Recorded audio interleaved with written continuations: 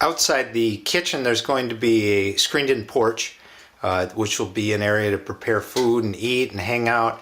And I wanted to have a window that would pass through to the kitchen so you can bring dishes and food and whatnot back and forth through here.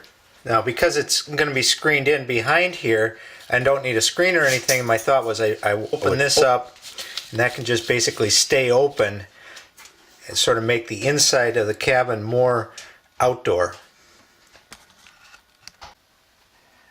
I had initially envisioned it sort of going down here, but there's the drain and plumbing stuff that gets in the way here, so that wasn't going to work. So once I got it in here, I realized it could go up. I had all these elaborate hydraulic and electric and all sorts of stuff to make it go up and down, but I found a much simpler solution that actually works really well.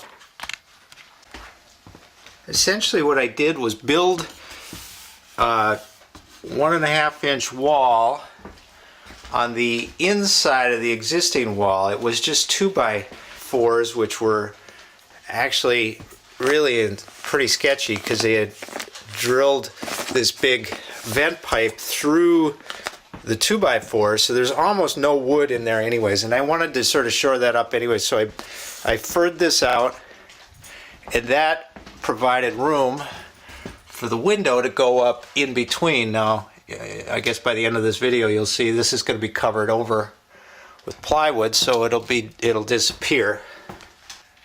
I used some aluminum square tubing, and I had to cut it at an angle so I could get rivets. I didn't necessarily need 4 rivets, but I didn't want it to ever come out. Once this thing is closed up, it's going to be really hard to do anything. So I made this bracket, which goes up to essentially the guts of a garage door that I got at a salvage yard.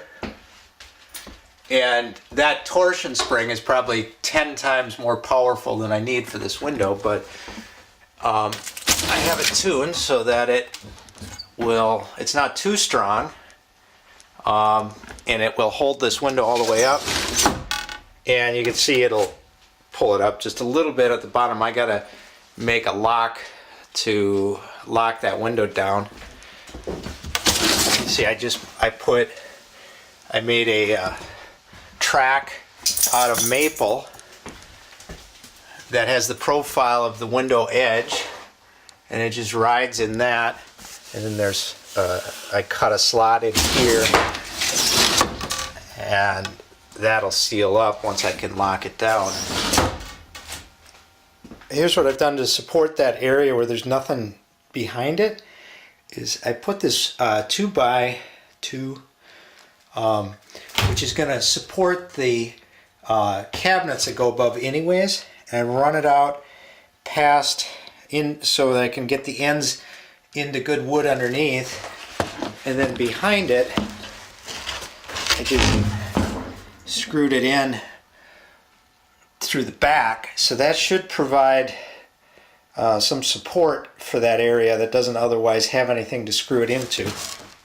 Now let's see if I can put it on the wall.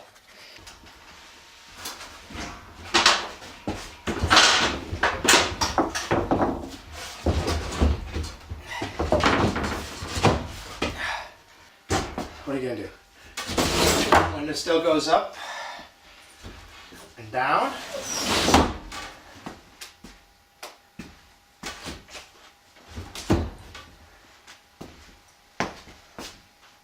Ah, okay, we're done for now.